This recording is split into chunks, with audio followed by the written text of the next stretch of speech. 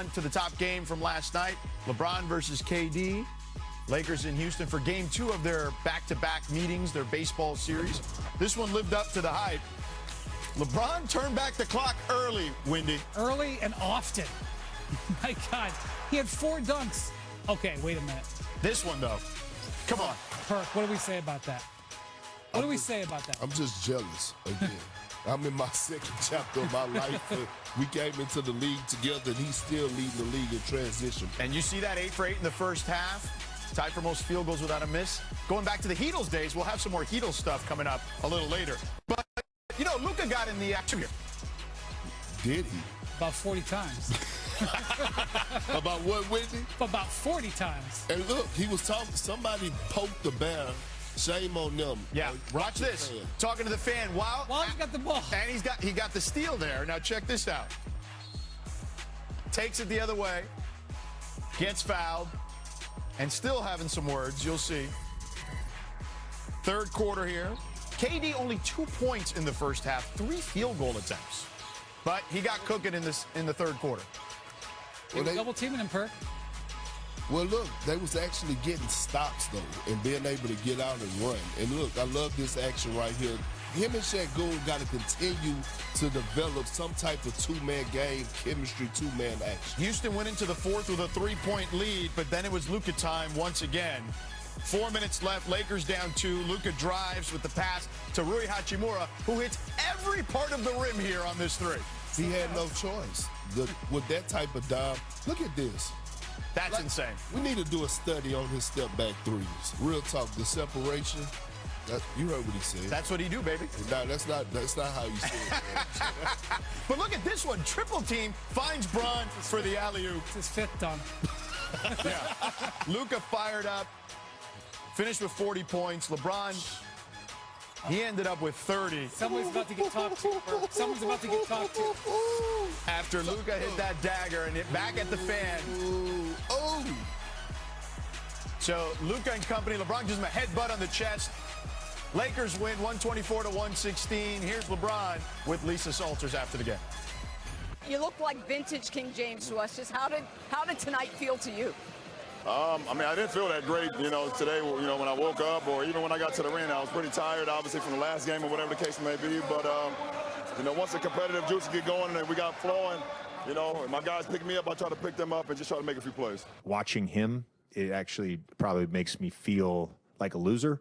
And every time he falls on the ground, every time he, has a box out, every time he gets hit hard and I feel it too. I feel it too because I'm just so out of shape right now. It's remarkable. And again, this is what I was, talking about with him is just the preparation that he puts in to his body over and over and over again. And that's, to me, is like the ultimate sign of competitive stamina. By the way, if JJ's out of shape, what the hell are we at this point? Which I might add, JJ did scrimmage with the team earlier this year. He told us he knew what he shot. 7 of 10, 5 of 8 from 3, and then didn't want to tell anyone he kind of pulled a groin muscle. But nonetheless. Yeah, well, how many points did he give up? Yeah, that's fair. Right. He didn't tell us about that. But, Perk, what did last night show you after what we saw from LeBron? Well, let me say this. So my sons went to the game last night, right? And they saw JJ after the game. They was in the back. So JJ, they called my wife, and JJ had a message for me. He said, tell your Perk to stop talking ish about me. Right? So guess what, JJ? I'm going to give you your damn flowers today. You've been coaching your ass off. We see the spirit of this team. We see the camaraderie. We see the passion, the energy. I always evaluate LeBron James, not only if he's going to put on these dunks or make these tough shots. No, I look at his body language. He's bought in right now. I'm looking at a DeAndre Ayton, who wasn't getting minutes 2 or 3 weeks ago in the fourth quarter, is now a vital and crucial piece to their success throughout this last stretch. J.J. Redick has got the ears back of this locker room again, Wendy. George, he has got the attention. Guys are being stars in their role.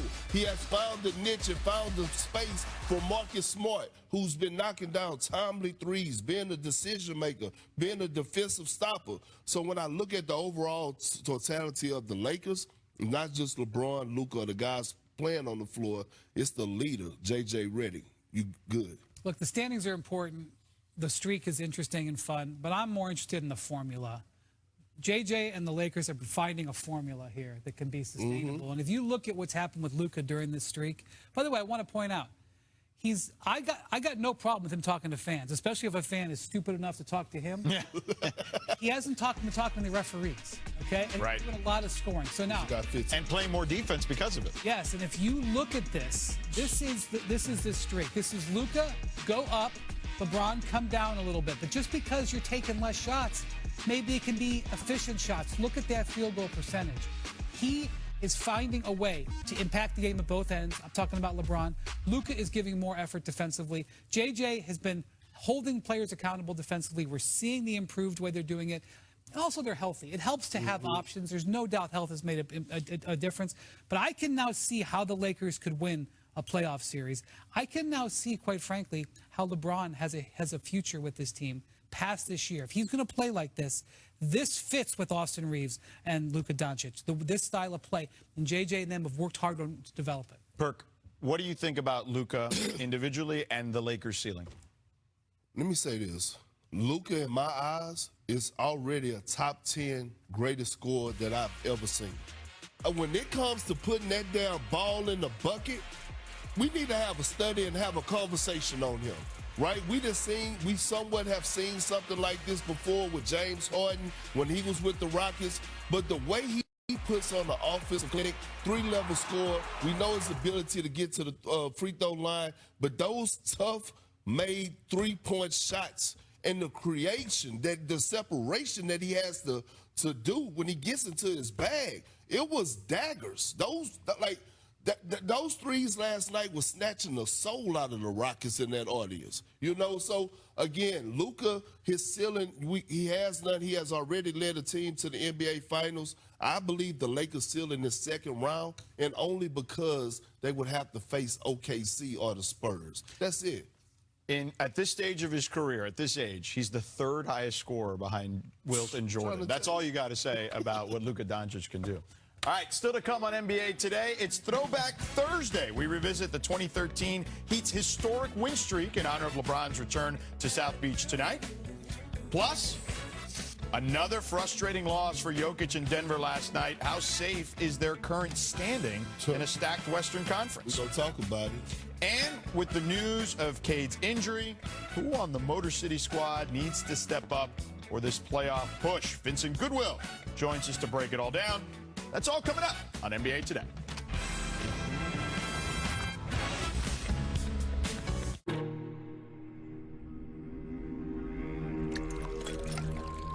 Did we really need one of the most iconic directors to film A Simple Pour? What? Of course we did. We are Patron. When we do things, we do them right. No shortcuts. Just perfect. And did Guillermo need to bring his crew of skeletons? Of course he did. Like us, he never compromises. Yep. Nope. Yep.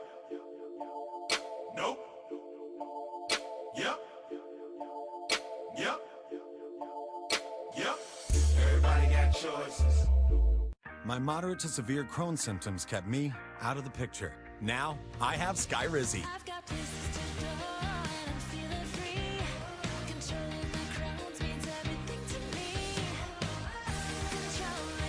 Coming up on NBA Today, LeBron continues to battle father time. Hear from both the king and his coach on why last night was so special.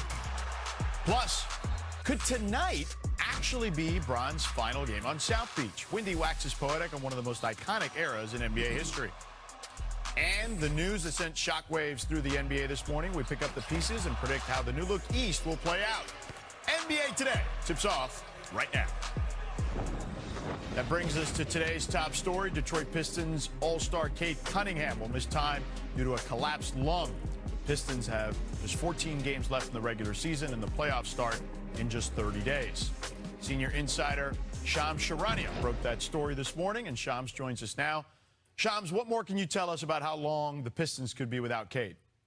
George, Cade Cunningham is expected to miss an extended period of time. It's going to be at least a few weeks, and I'm told right now Cunningham, the Pistons, the medical group in Detroit are working through the next steps to continue to gather information on treatment plans, recovery, and eventually a rehab plan. And my understanding is there is optimism within the Pistons that Cunningham will be back for the playoffs. That's about a month away, but they're unsure exactly when he'll be able to, and his importance can't be understated.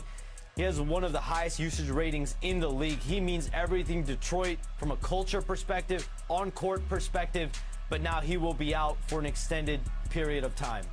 All right, Shams, thank you so much for the information. Cunningham has played 60 games this season that count towards the postseason award selection. If he's unable to play the remainder of the regular season, he would miss out on any of those honors. Cade is top 3 on the Pistons in every major statistical category.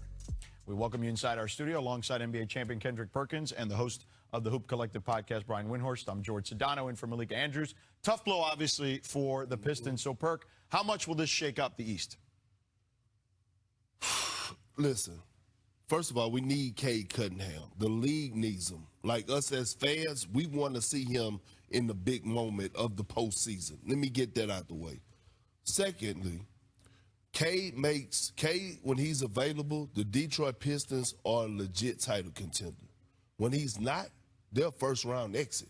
That's how valuable he is. That's how much him being out shakes up the rest of the league. So if you're Boston, you're New York, you're saying, well, damn, now the floodgates have really opened, because I know right now the Knicks probably looking at it like, you know, you ain't playing on nobody's downfall. You don't want nobody to be injured, but damn it, if you're trying to get to the championship, you trying to make it through it, you might have to see those guys. But if he's not available, again, it's not good for Detroit. They could be an early round out in the playoffs. All right, so the words on the bottom of the screen there, that's the bad news. Let's talk about the good news. The good news is they got a 4-game lead in the Eastern Conference standings for the 1 seed. And I do think seeding is less important in the East this year than health, obviously, but the Pistons have worked very hard, and it would be terrific if they could get the 1 seed. So they have some cushion there on the 1 seed, and they've played okay without Cade this year. They're 5-2 without him, and there's some tankers left on that schedule. They should, there's some tough games, no doubt, but they should get some wins. You look at man, that's going to be that road trip at the Thunder. That won't be fun. But okay, now I will say, they get to play the Wizards tonight. I would strongly advise winning that game, for example. Okay, but I will say this. We've seen injuries before, and Perk, I know you had a rib injury in your career. When the Pistons announced this injury, they did not announce a rib injury. Now, maybe they're not giving it all, but if he avoided major rib injury, that could potentially be more positive for him to come back on the shorter time frame. So I'm sure he's feeling it today. I'm sure he is not feeling great about life. I don't think you can fly with a collapsed lung. He's probably taken a bus back to Detroit, or it'll probably be a very nice bus, but it probably will be a long day for him to get back. But I do think that there's reason to believe, if you're a Pistons fan, that this will not derail even your seeding, much less your playoff. Well, and let's not forget, C.J. McCollum had something like this recently, and he missed 2 weeks, and then he was able to resume basketball activities. No.